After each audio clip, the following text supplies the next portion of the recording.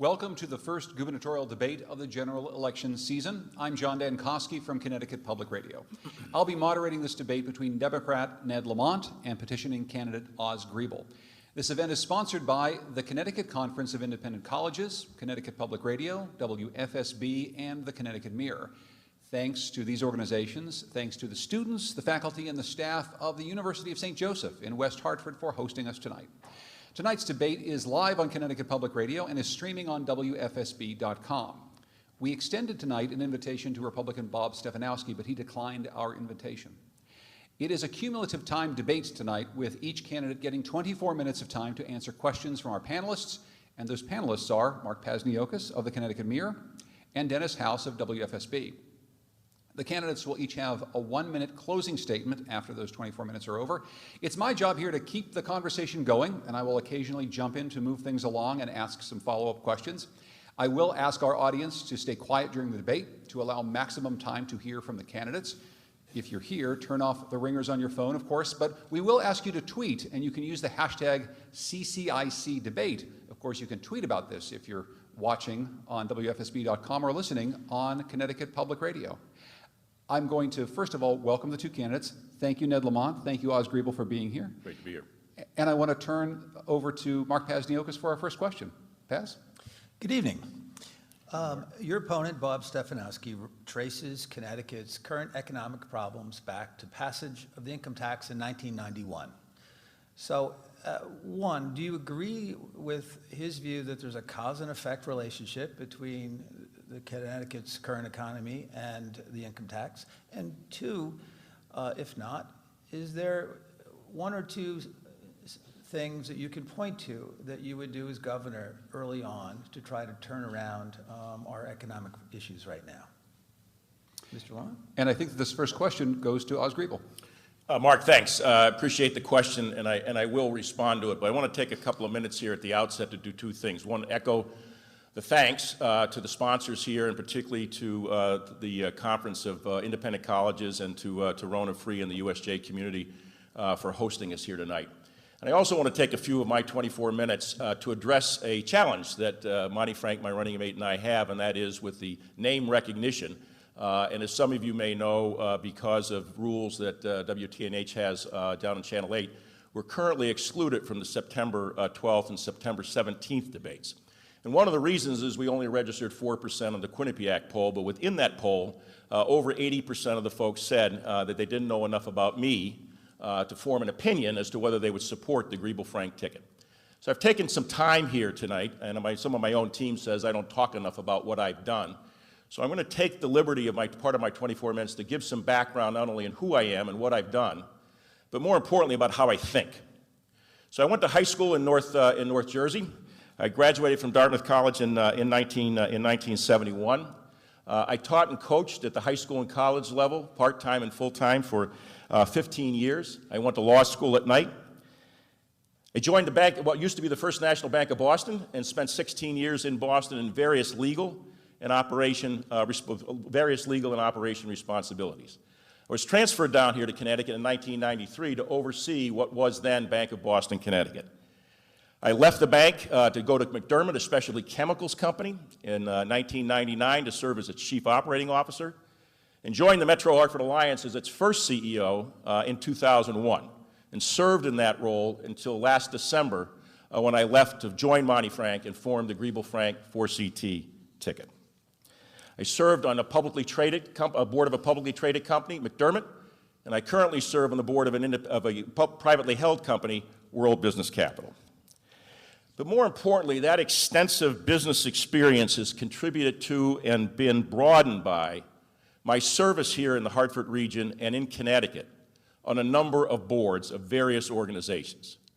And they include the Bradley International Airport, the Connecticut Science Center, eHealth Connecticut, the Federal Reserve Bank of Boston's New England Advisory Council, Grace Academy, the Hartford Foundation for Public Giving, the Hartford Marathon Foundation, Mark Twain House, the University of Hartford, and Yale New Haven Hospital. And I've chaired over that time the boards of the Connecticut Business and Industry Association, the Connecticut Transportation Strategy Board, Junior Achievement of Central Connecticut, Northwest Catholic High School, Riverfront Recapture, the Bushnell Center for the Performing Arts, and annual United Way campaigns in Hartford and Waterbury.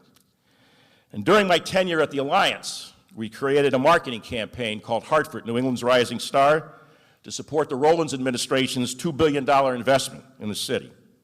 We've established a number of initiatives along the way, including the Hartford Business Improvement District, Hartford Young Professionals and Entrepreneurs, the Connecticut Insurance and Financial Services Cluster, and the Connecticut Health Council, all designed to focus on job growth, to compete for jobs, capital, and talent in this region. At the same time, we work tirelessly on putting a spotlight on the fiscal policies and failures at the Capitol and in the city that have produced the looming and obscene deficit that we all face at the state level, and Hartford's equally obscene mill rate of 75 that precludes unsubsidized private investment. And all of these experiences have required convening, listening, and art of the possible skills. Skills needed to bring people with disparate backgrounds and perspectives together to achieve substantive accomplishments, and at the same time to keep the spotlight on effective public policies. Most importantly, I want to salute the folks at the Alliance, because those successes have been built on the diversity of experiences and backgrounds of very talented women and people of color of all ages. Our team of dedicated professionals at the Alliance created a modern workplace that balanced the needs of the organization with those of the individual. Mr. Griebel, I mean, the ground rules were explained. There's no opening statements. You're trying to use some time. I thought I could use, that's why I asked the question, Mark. Yeah, and so finish your statement, please, and I'll get to Mark's I'd really question. like to get to Mark's answer. I will get to Mark's question. That's what I said at the beginning. Okay. So may I finish, John? Please. Okay, thank you. And our team of dedicated professionals there has created that modern workplace, and as a result, we built an agenda of accomplishments and a reputation for delivering valued and valuable service to our investors, to the Hartford region, to the I-91 corridor, and to the entire state of Connecticut. And so through these 25 years here in Connecticut, I've developed a personal reputation for action, candor, collaboration, integrity, respect for others, and a focus on the common good. And I provide this summary to illustrate that I've not only lived and worked in Connecticut for 25 years, I've worked for Connecticut for 25 years. And that breadth of experience distinguishes me very differently from all the other candidates and qualifies me uniquely to serve as your next governor. In terms of the income tax, I don't believe, Mark, at all that the income tax is at the heart of what our problem is today. I believe at the heart of our problem in the income tax is the inappropriate spending of the surplus in the 99 to 2001 period, where we ran up about $5.5 billion of surplus. The only way that under the, as you know, under the amendment, that surplus was supposed to be spent was to be, unless it was a declared emergency by the governor and 60% of the legislature, was to be used for debt service, pension investment, or rainy day funds. We declared an emergency, and only about $1.5 billion of that money went in there.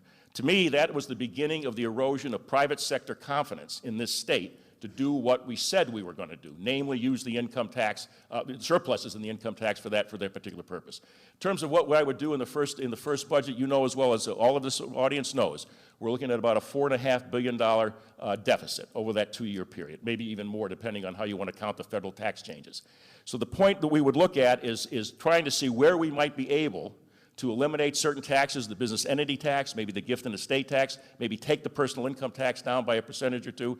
But I do not believe that the personal income tax needs to be part of the revenue stream of this state for the long term. Ned Lamont, would you like to tackle the question? Would you like to have Mark re-ask it for you? No, I think I remember. Thank you very much. And President Free and St. Joseph, thank you for inviting us here this evening, and the independent colleges. I got to tell you, I spent the first 35 years of my career building telecommunications systems for colleges. So when I see an audience like this, I may switch into another mode if I don't watch myself. The problem is not the income tax. The problem is the failure of political leadership in this state going back generations. And it's failed political leadership that you're going to need a governor who has the courage to stand up and take on the entrenched interests on both sides of the aisle to make the big changes we need to get this state back on track. And I met most of you when I took on a senior member of my own party. because I thought he was dead wrong about the invasion of Iraq. And I did not make my party leaders all that happy. And some years later, I thought our state was off in the wrong direction, and I took on Dan Malloy in a primary. And I thought if we nickel and dime around the edges, we're not going to solve the problem in this state. And I think you know that I'm somebody who's going to stand up and do what I think is right, and somebody who's going to take on the entrenched interests on both sides of the aisle, wherever they may fall. And the problem is that we failed to invest in education. We used to always have the greatest workforce in the world. That was our great competitive advantage, and we can't let that slip. We failed to invest in transportation. Our geographic location should be an extraordinary advantage for this state, where we are, you know, opening the Middle Atlantic states, opening New England, our ports going to Europe and beyond. And we've let that fail, and we let that be an extraordinary disadvantage for our state. We didn't invest there, and we also didn't invest in our pension funds going back 30, 40, 50 years. And that's the crux and the source of the budget crisis that confronts the state of Connecticut. But that's then and now's now, and I hope this debate focuses on what we do going forward to get this state back on track, because it's an amazing state with so many great advantages, including our university system, including our workforce, including just the quality of life we have. And you're going to make sure you have a governor that believes in the state, make you believe in the state, able to make those tough choices, get people to the table, roll up their sleeves, turn the corner, and get this state moving again. Dennis? I want to continue our conversation on the income tax. Bob Stefanowski, the Republican candidate who's not here tonight, Right. is calling for the elimination of the income tax. Right. The Commission for Fiscal Stability and Economic Growth is recommending that it's crucial to Connecticut's future to reduce that income tax, yet neither of you are calling for a reduction in that tax. What do you say to voters who want tax relief, who want their income tax reduced or want it wiped out altogether? Do we go in order here, John? How do we do this? I think this next one goes to Ned Lamont. Look, one of the leading financial reporters in the state recently called that plan to eliminate the income tax right out of La La Land. That is just a false promise, as another one of the Republican candidates said about that. And it's time you had a governor that tells you the truth, what we can do and what we can't do. And elimination of the income tax would be devastating for our schools. It would be devastating for our towns and cities. It would jack up property tax. And as a business person, I can tell you what we need more than anything else right now is fiscal stability. That's what the Fiscal Commission was all about. Get us an honestly balanced budget so we can plan going forward, 2 years, 4 years. None of this every 2 years we have another fiscal crisis. What they do, eliminating that income tax in dribs and drabs over the next 6, 8 years would just be an ongoing fiscal crisis, and I think that would be disastrous. Look, I understand the middle class in this state is getting slammed. It's getting more and more expensive to live in the state, and everybody that leaves, I know about it. They tell me what's going on. And the most important thing we can do to send a statement to those folks that we get it. We know this is a state that's got to get its costs under control and get its budget balanced in an honest way, is at least, as I've proposed, is a targeted property tax relief. What that means to our seniors who are stuck right now on a fixed income, and they tell me they can't afford to stay here as property taxes keep going up. I hear that from employers, and I hear that from new folks who want to move to the state, and it's too expensive. So property tax relief, I think, is one way for us to say, we get it. We know this is an expensive state, and we're going to work seriously to take care of that. Property tax relief is the biggest tax that the middle class pays and makes a difference. But I cannot outpromise Bob Stefanowski when it comes to giving away taxes, giving away the inheritance tax, giving away the corporate income tax, doing it all, you know, and a pony to boot. That's just not the way it's going to work. I'm going to tell you the truth. We're going to get an honestly balanced budget. I'm going to do everything I can to hold the line on taxes, then bring down the taxes over a period of time, and my focus will be on the property tax. Can I just ask you quickly, how do you plan to provide that targeted property tax relief specifically? Well, our relief plan, which would provide up to eventually $700 per middle-class homeowner, is about 1% of the budget, compared to elimination of the income tax, which you know is over 50% of our revenues, how devastating that would be. And we laid out a fairly specific ideas on what we do about that. Number one, it's shocking to me that we collect less than half of our sales tax in this state. You know, it's just because we're inept, our telecommunications systems are soft, and we are unable to collect the sales tax in many places that we ought to be able to do that. So that's one very coherent idea that allows us to pay for a property tax relief going forward and also start putting some money in place to balance our budget. Thank you. Oz Griebel? Dennis, in first part, I'd say that I repeat some of the things I said earlier. I believe you need to bring the rate down. I don't believe we should eliminate the personal income tax. I believe it's an equitable, so all taxes are regressive, but I think the long-term revenue solution here, and the long-term revenue structure in the state has to keep it. Does the rate have to come down from the top rate to back where it was at 4.5%? Yes. And we've said that every decision that Monty and I make, starting with the budget, will be focused on, does that decision help us enhance? Does it enhance Connecticut's ability to secure 200,000 more jobs in the private sector on a net basis over the next 10 years? We've had no net job growth in this state in 30. That's part of the reason why we have the revenue problem. We raise rates, come up with new taxes instead of more people paying taxes. So the goal would be to have more people paying taxes, therefore to drive the rate down. So in the short term, we're looking at a $4.5 billion operating deficit in this biennium.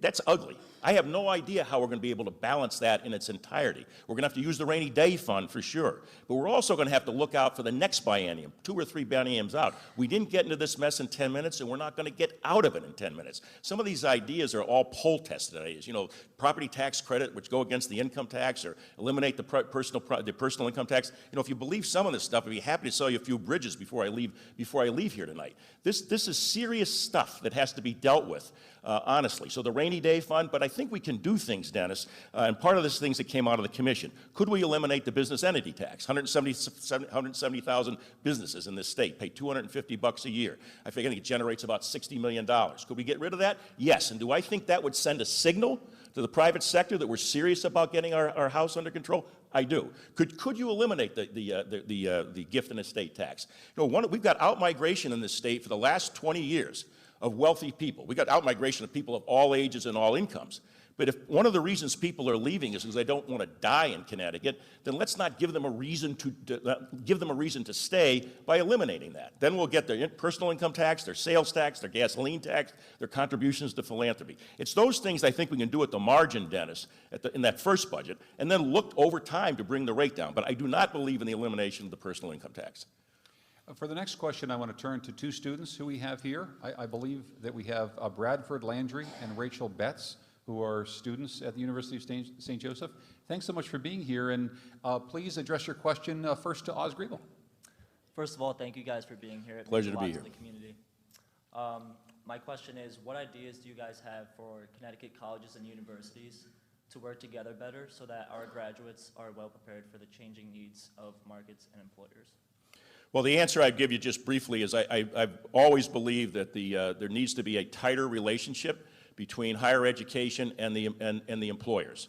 So the idea of workforce development pipelines, I think, need to be critically enhanced instead of everybody kind of all going off and doing their own things. And as a governor, one of the things that would be at the top of my list would be to work with some of our major employers, as well as with the higher eds, to see where that connection can be made more tightly. We've got tremendous opportunities, as you know, down in places like Electric Boat right now, and in some of our other advanced manufacturing areas that are going begging. And so how do we close that communication gap, to me, is a start. And that also has to include, I know you're talking about higher education, but we've got to bring the VOTEC schools into this opportunity, where we invest some money in those as well as into the higher education component. And that's a big part of what we need to do, is to bring that, the alignment of the private sector employers and higher education together. Ned?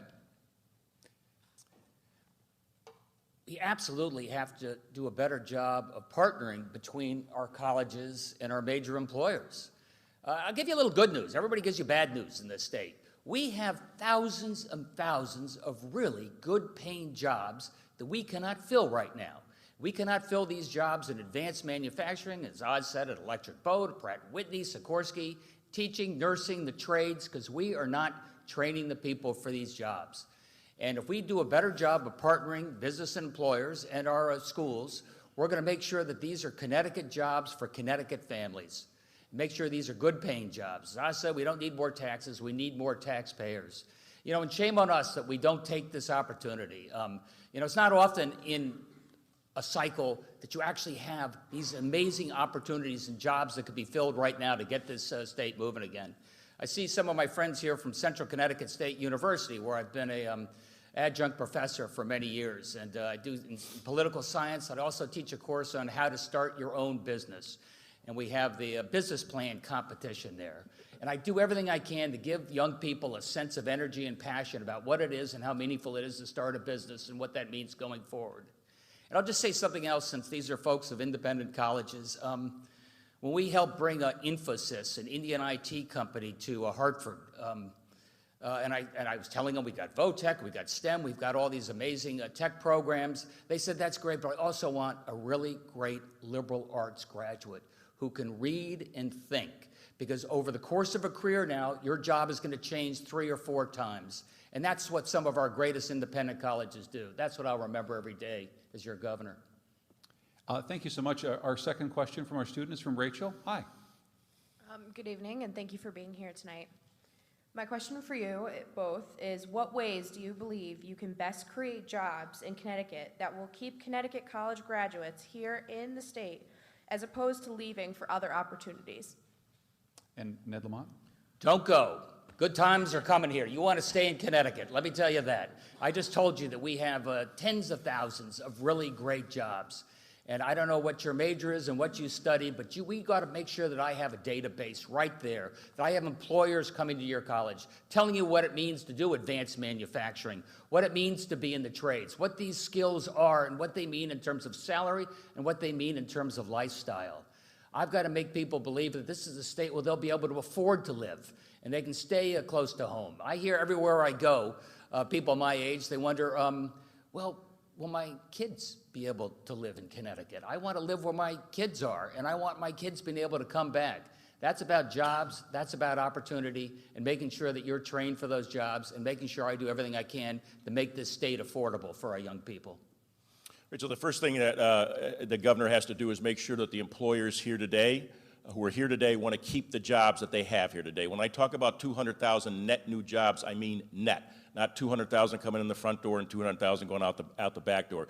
Which means right now, yes, we've got some nice activity down at Electric Boat. When you talk to a number of employers in this state, I don't care whether they're publicly traded, whether they're large, they're small, it is a concern about the tax structure, the cost of doing business in the state. The fact that they don't believe that state political leadership will solve the problems.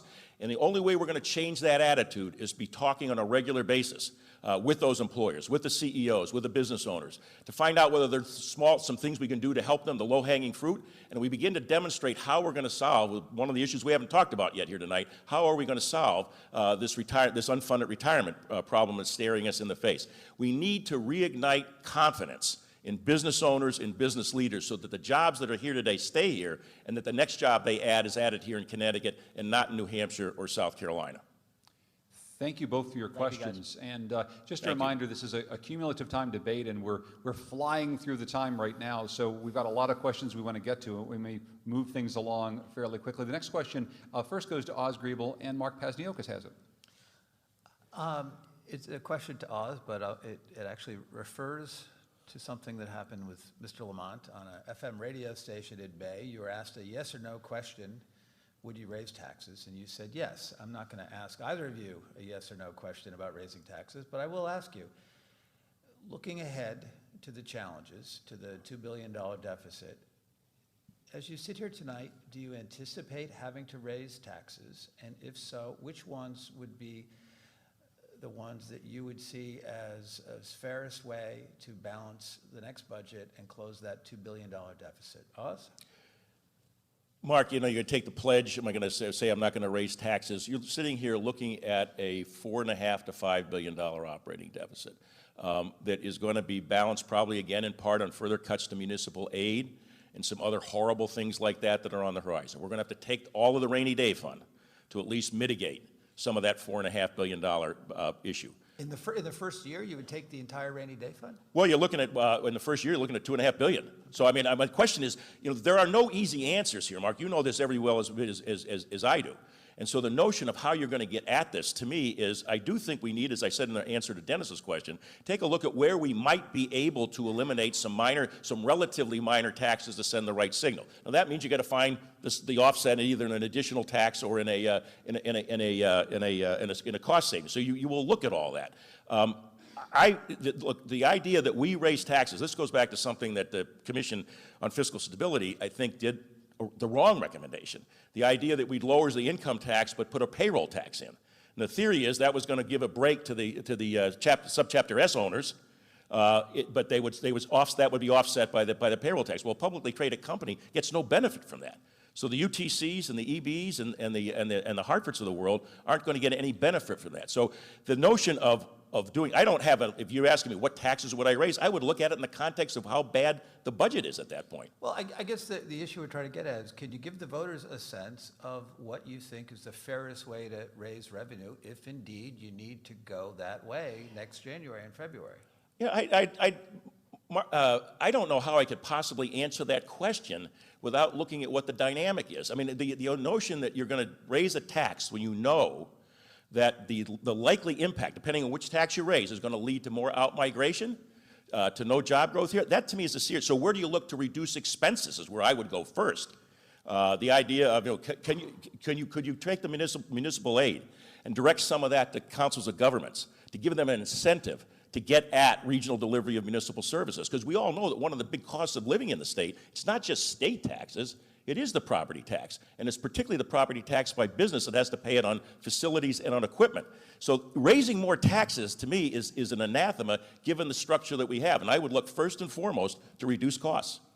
And we'll turn to Ned Lamont, and maybe as you answer, you can explain a bit about what you did say on FM radio and what you mean about raising taxes or not here in the state. I think we have to convince the people of Connecticut and the taxpayers of Connecticut that their money is being well spent and focused on investments in our future, investments in everything we do to get this state going and growing again. And we have to do a lot to earn their respect right now because they think a lot of their money is being wasted. And you know what? A lot of their money is being wasted. So I first and foremost have to bring my sharp pencil as a small business guy to a lot of the budgets we have there. I have, as Oz said, look, there's a lot of significant structural savings that we can do. The problem would not be, look, we left this to the legislature for the last couple of cycles. And what a legislature can do is line item out this or raise that rate a little bit. And that's no way to solve what we got to do here. We have to make significant changes in our delivery of health care. That would represent real savings going forward. You look in terms of our shared services going forward. Look, I love the fact that our feisty independents, we have 169 towns, but that doesn't mean you need 169 taxpayers. That is costing us a fortune. We're one of the very few states in the country that has more administrators than we have teachers in the classroom. So I have to start with that as a premise. Then I think, as Oz said, I look in terms of a tax structure that gives us the reliable predictability and is fair going forward in terms of what we got to do. Look, I've heard the ad on TV. It, slams me pretty hard. Lamont is tax raise. You're going to raise taxes on your cars. No, just the opposite. I was voicing an idea that, look, if we had a equalized statewide tax on automobiles, why is it that Ansonia pays 4 or 5 times more for their Toyota than they do in Greenwich? I think that's a way that I can equalize things. I can raise some money, but yeah, it'd be a tax on a few of my friends further down. When you said yes on that radio show, did you have a tax in mind? I thought about tolling. I thought about the fact that our big tractor trailer trucks, almost all of which come in from out of state, by the way, are tearing up our roads, tearing up our bridges, and we're barely getting by in terms of our transportation fund. Look, everybody here gives you wonderful speeches about transportation, how investment's got to be so key to our future. Well, you might as well come up with a couple of ways to pay for it. And right now, all I hear from the Republicans is they're going to borrow more to pay for transportation, and that's just the mindset that got us into this mess over the last 20 years. You just said something, though, about your friends down there. Is there some expectation that we can expect to see a higher tax rate on higher income earners during a Lamont administration? Look, I'm going to do everything I can to hold the rate steady. I can see expanding the base. I can tell you what I did in terms of electronic tolling on those big tractor trailer trucks is the way to think about that.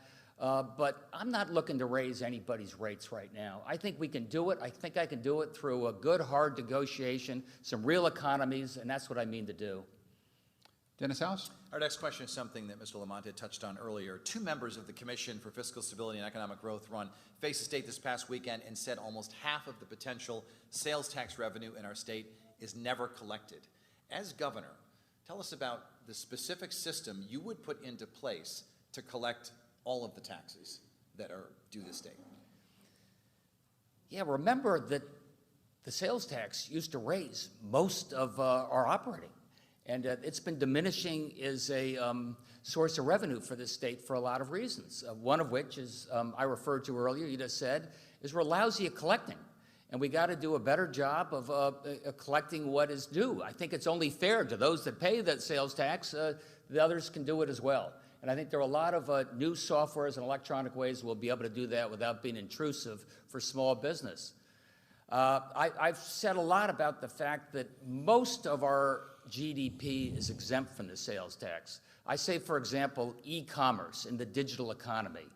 And it's fundamentally unfair to your Main Street businesses. Those guys that have to collect the sales tax when they sell you a product, and a big out-of-state internet retailer does not. And I think that's a source of revenue, but more importantly, it's also a fair way that we can raise revenues and allow our Main Street businesses to compete. You know, and when I talk about doing everything I can to reduce the property tax, that's another way to help our Main Street businesses compete. And they pay the property tax. Dennis, I have not looked at the systems issues. I've talked to a few vendors who've been in this business saying we could do better. I've not really delved into it. I would need to be better educated on how mechanically, systems-wide, we would need to collect it. Now, obviously, the issues around Amazon and all the things that happen today that undermine the smaller business, not just the retailers, but across the board, is something that needs to be looked at. I think it's a federal issue. How much we influence that, I need to be better educated on. But clearly, anything we can do and to use the technology we have today to collect more sales tax makes all the sense in the world. Mark Pasniokis? There are about 100 million Americans who have arrest records in the United States. There are actually more Americans with criminal records than who have four-year college degrees. Under the age of 23, I should say, I think that is.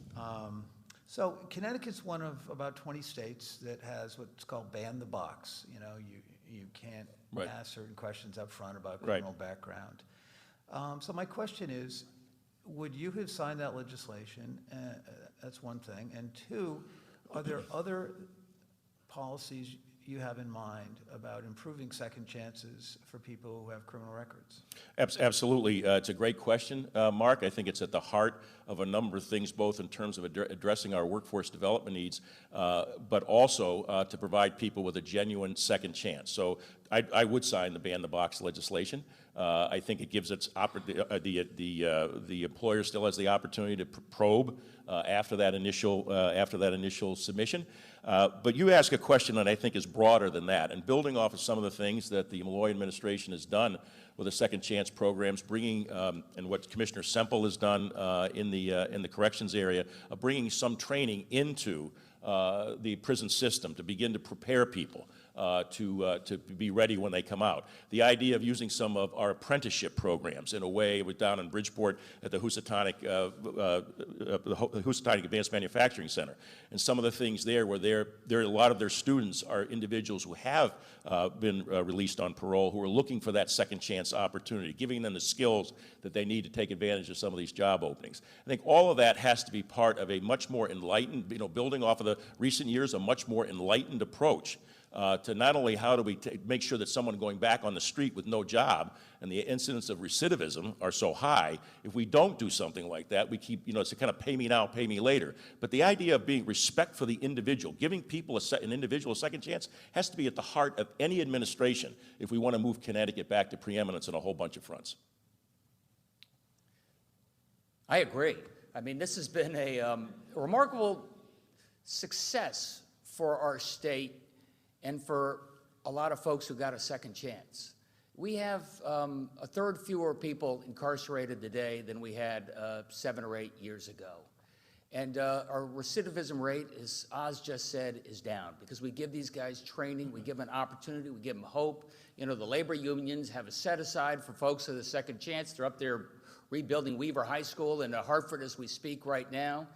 And as a taxpayer, you should also know that you're not only giving folks a second chance who deserve a second chance, provided they keep to the straight and true and narrow, which they have and they do, but it's saving us hundreds of millions of dollars Hundreds of millions of dollars compared to the mass incarceration. I mean, incarceration was the fastest growing piece of our budget just 20 plus years ago. So this is something I'd be careful about going forward. There's a certain point that you can go beyond, but I'd carefully keep going.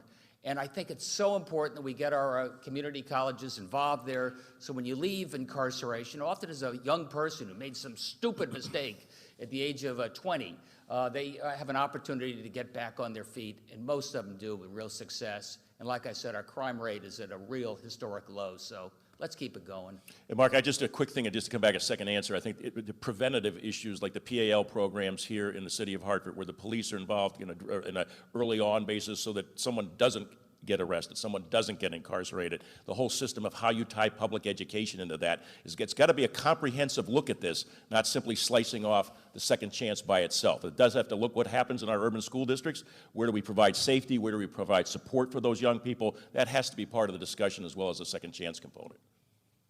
Thanks so much. Dennis? The Hartford Business Journal is reporting this week that every month construction of the proposed Foxwoods Mohegan Casino in East Windsor is delayed. It means an extra $10 million goes to MGM in Springfield. This Springfield casino is a relatively new concept. It's a downtown casino where visitors are expected to visit the already existing restaurants and attractions. It's also on the new Hartford line, Hartford rail service. Right. Should the state consider something like that for Bridgeport or Hartford for our third casino rather than a standalone one in Windsor? This goes to Lamont, yeah. I'm sorry. I think it's to Ned. Yeah, I think it's to me. Hey, look, I'm talking about jobs, opportunity, growth, getting this state moving again. And on my list of priorities, another casino is pretty far down that list. That said, my God, if I got a private business that wants to invest $800 million into the waterfront in Bridgeport, I'd take a look at it. I could see an open process. I wonder about an open process. I think maybe we need a commission. We're doing this so ad hoc. Hey, let's give them something in East Windsor. Let's figure, I think we need a strategy and a process going forward. But at the end of the day, I think we ought to have an open process, and we see what's in the best interest of the state of Connecticut there, be it East Windsor and something in Bridgeport as well. And, I spent a little time with Joe Ganim over the last 4 months, and I kept saying, stop calling it a casino, call it a resort, and maybe we can get a little bit of progress. Can I just follow up? You have spent a lot of time with Joe Ganim, and you've spent a lot of time in Bridgeport, too. Is a casino in Bridgeport a good idea? Would that help the city? I would have an open process, an honest process, probably with a gambling commission made up of strong, independent-minded citizens. But do you think it's a good idea? I would allow that to go forward. Yeah. Yes. Okay. Thank you. Osgood? The idea of a casino in Bridgeport or in South Windsor, we still have the issue, as far as I know, of trying to resolve the revenue from the two tribes. That's a big deal for us, and that's also applies to the sports betting issue.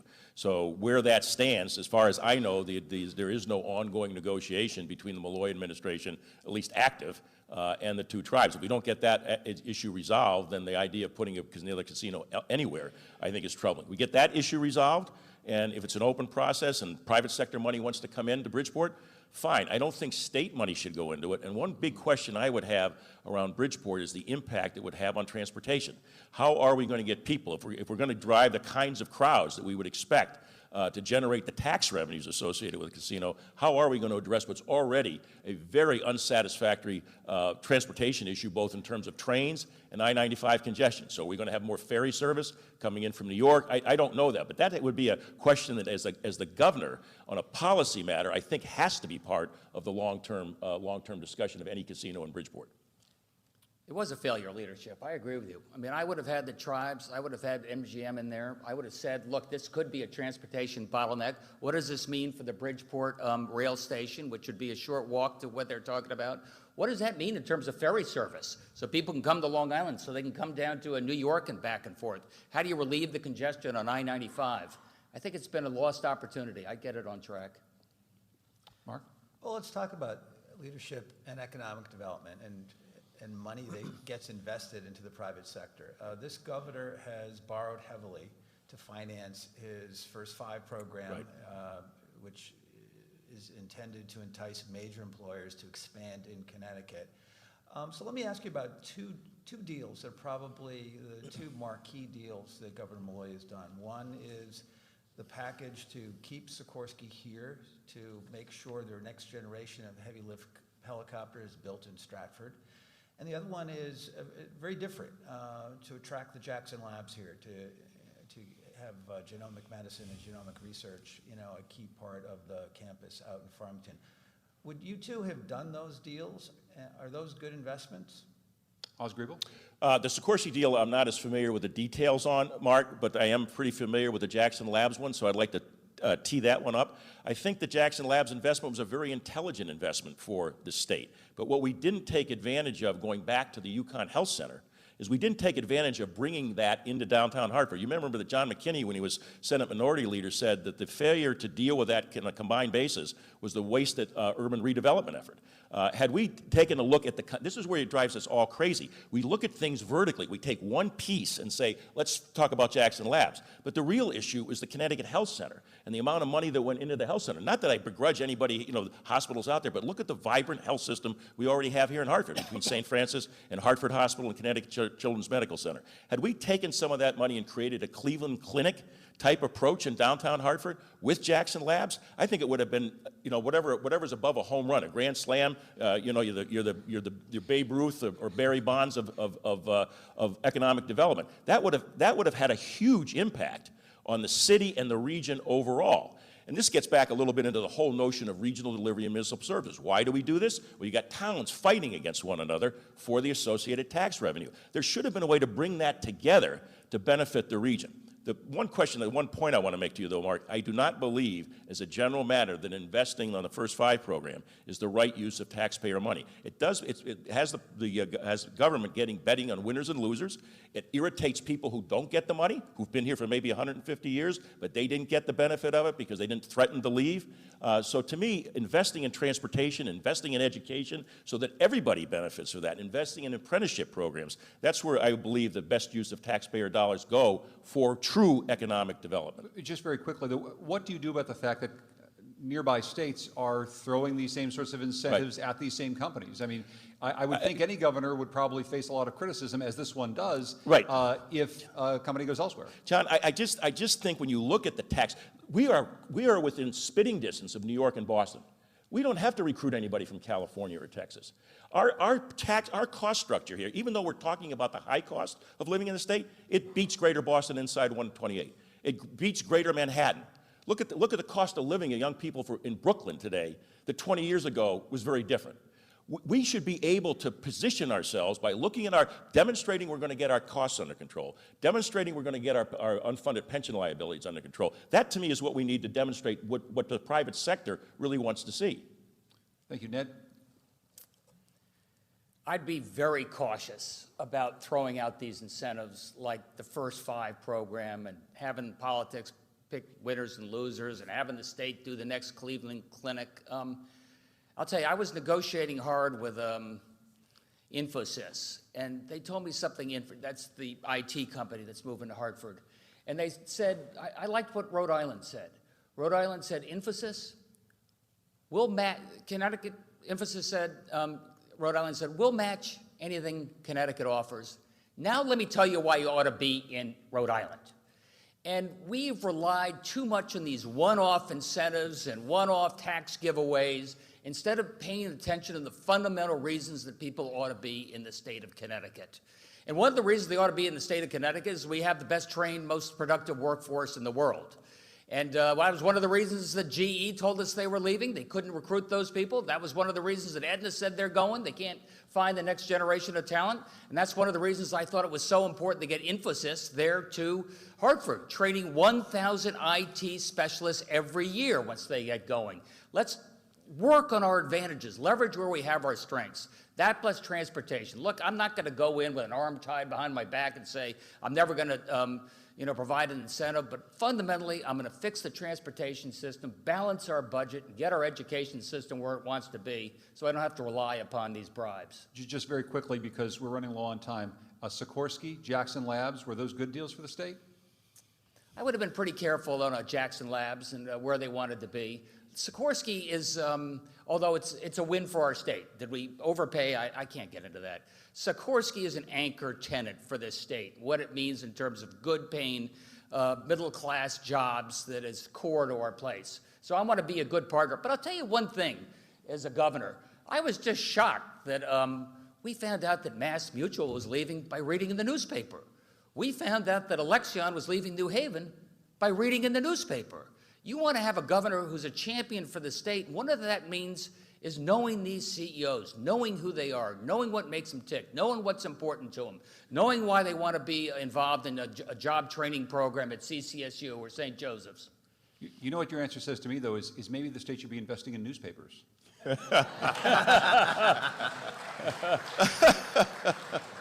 Thank you. I'm here all week.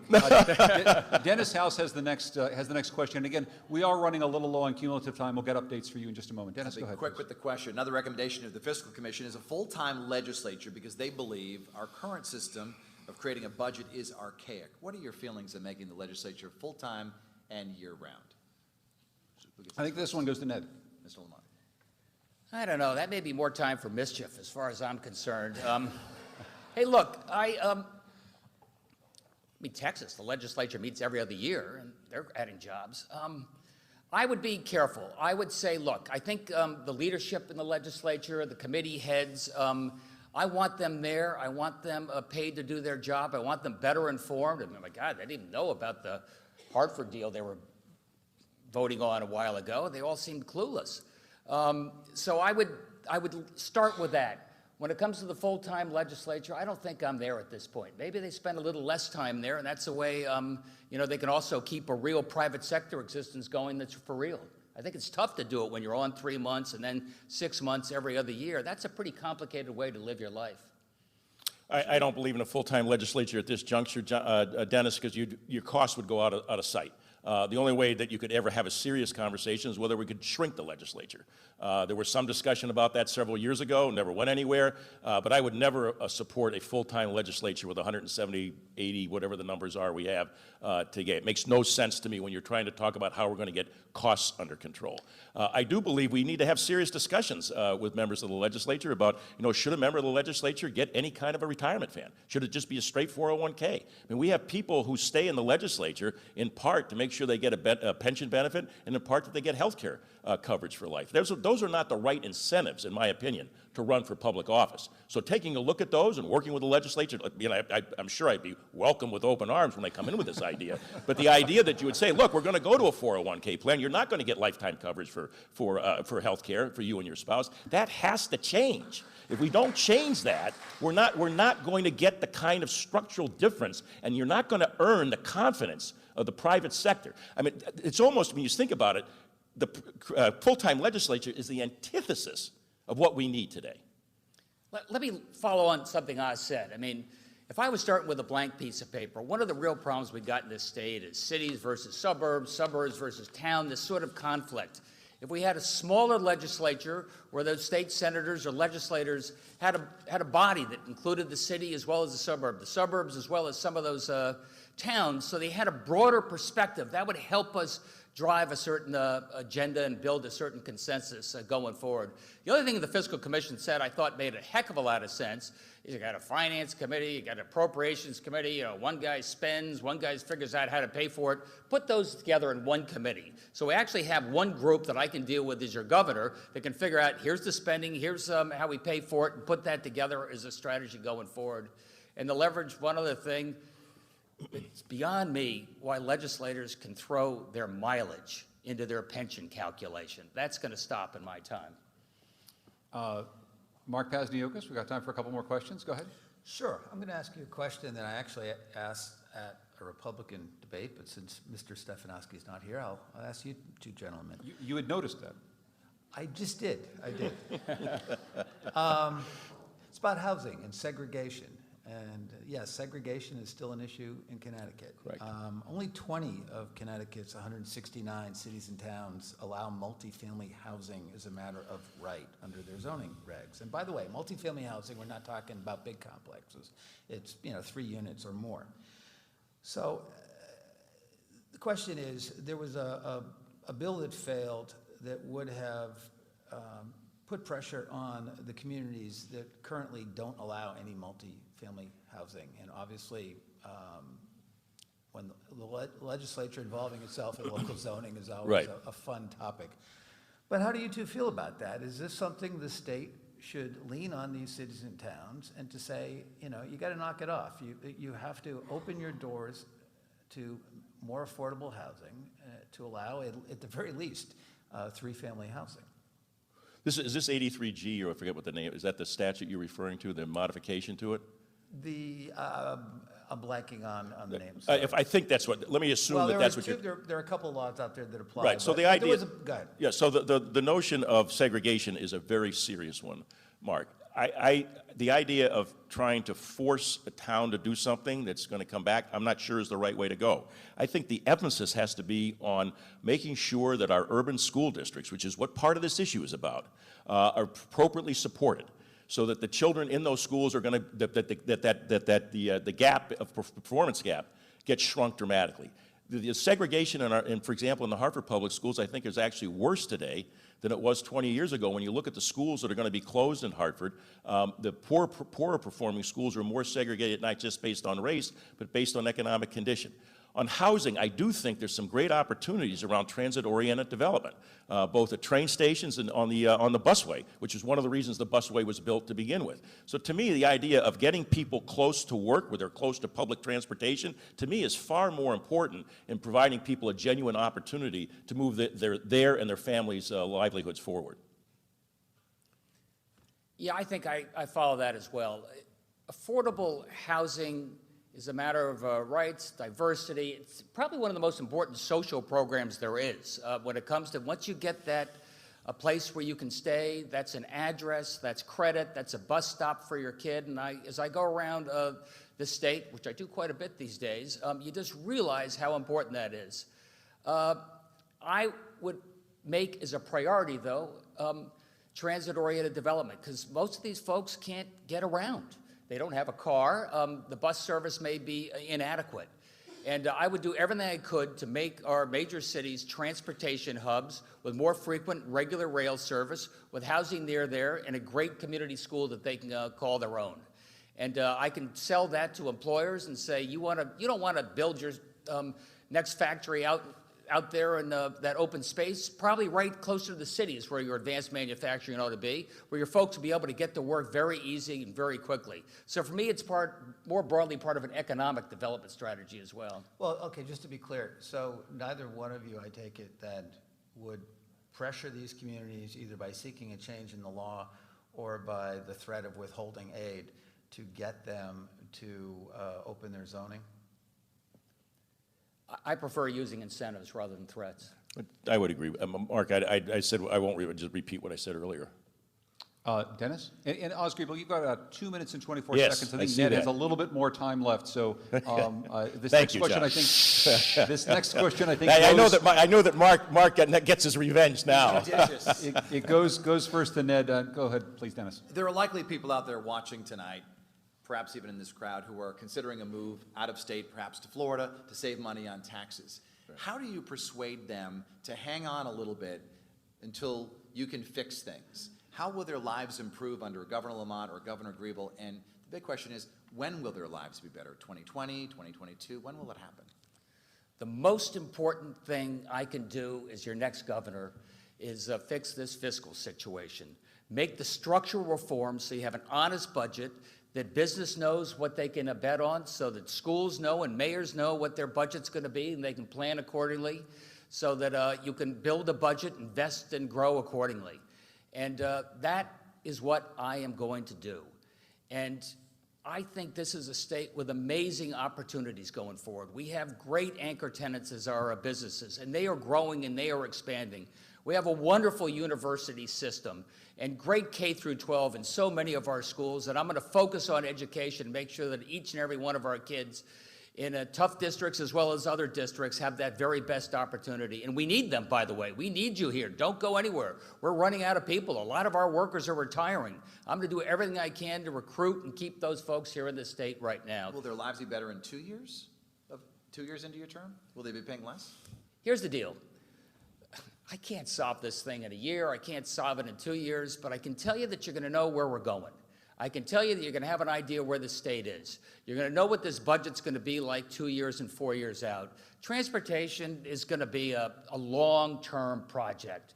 But what Jim Laurie from Stanley Black & Decker wants to know is, what is our transportation system going to look like in 10, 20 years? And do I want to be here, or do I want to plan accordingly going forward? When it comes to young families, they want to say, is this a place where I can afford to be? Is it going in the right direction, or is it going in the wrong direction? What I promise you is, in the near term, you're going to know we're heading in the right direction again. Dennis, it's about leadership, and I would say to anybody, that's why I went into that long peroration at the beginning, to let people know how I've worked in the state, how I've worked for the state, and that it's not a trust me situation. Look at the record. Look at how we brought people together from disparate backgrounds with different perspectives to move things forward. Independent governor can bring leadership from both the Republican and Democratic parties together, not have them fight and stay in their corners. We can bring them together with the private sector leaders here and take advantage of the extraordinary intellectual capital that's here. So whether it gets better in 2 years, 10 years, or 20 years, Dennis, it's about sending a signal to the voters who are here today that this is a leadership team, Monty, Frank, and I, that are focused on working together for the betterment of the state, for the residents, for the taxpayers, for the employers, not to figure out whether there are more R's or D's in the legislative chamber or whose idea gets credit for it. That's a big difference. And you have to demonstrate to people that that's what this leadership, that's what this team is about, and that's why I'd say stay. Because if you stay here, we're headed in the right direction. We're closing in on time. Ned Lamont, because you have a little bit more time left, I have to ask you a quick follow-up question. You said something earlier about how people here might feel as though a lot of their money is being wasted at the Capitol. What do you mean? Where do we waste our money specifically, and on what? Oh my God, as I pointed out, with 169 towns, I think there's a significant savings as we rationalize that. And I'll just say, that's more structural, but I mean, is there money being wasted specifically by the legislature, the way we govern at the Capitol? No, I think strategically we're not making the big decisions we need to get our expenses under control. It's not a matter of a line item here, or this department is vastly overspending. It's a matter of how we deliver our services. Look, we're still locked in the 1990s. You wouldn't believe the technology in the state. You want to know why people wait in the multiple lines at a DMV? That's because one computer doesn't talk to each other. I'm afraid I said some years ago that a lot of people walk into DMV a Democrat and leave a Republican. They're so disgusted with the government when they see that. I've got to do a job, if I believe in government, believe in making a difference, that I can make this work. And people say DMV, also it's Department of Social Services. These people are waiting in line hours for SNAP, food stamps. Oh, then they go in another 2-hour line for Medicaid, or they have a quick question. It's just ridiculous how backward a lot of our processes are. Oz, would you like to pick up on that with a little bit of time left? I mean, where do you think the state is wasting money right now that it could save money? It's clearly the promises we've made on the retirement side and not funded it. That's the single biggest issue that's out there we haven't talked a lot about in this discussion. It is the big gorilla in the room. We have time, I believe, for each of you to have a 1-minute closing statement. And I'll start, if we could, with Ned Lamont. I think you've got to believe in this state like I believe in this state. And you've heard from both of us that we're going to have a lot of tough negotiations going forward. I'm very different than what you've seen for the last 8 years. I come from the private sector where people aren't Republicans or Democrats. We get the job done. We're measured not by our promises, but by our results. I have an open door strategy, and that open door means I'm better when you're in the room. And I've said that to business, and I've said that to labor. And I've said to labor, I believe in collective bargaining, but that also includes bargaining. You're going to have to be at the table. We're going to have to negotiate our way this so we can get a budget that's honestly balanced, that doesn't borrow from the future, but invests in the future. And that's why young people are going to stay, and that's why businesses are going to expand. I'd like to say one other thing. I'm happy to be here with Oz. He and I have done a lot of bipartisan work at different colleges and working on the issues. He's focused on this, and give him 10%, but not out of my share. But I wouldn't mind seeing him around. And thank you, Mr. we're running Lamont. against the guy that won't even show up. So Well, thanks for being here, Oz. Thank you for your final statement. Oz Griebel, a quick closing statement, if you would. Yeah, I want to thank you for the opportunity to be here. I hope you've learned a lot about my experiences and the way I think and what Monty, Frank, and I have been to this table. We are different than Ned. I appreciate the compliment, but I want to be really clear. A lot of the things that both Bob and Ned have done have been poll tested. They've been things that are red meat issues that are going to get you all excited.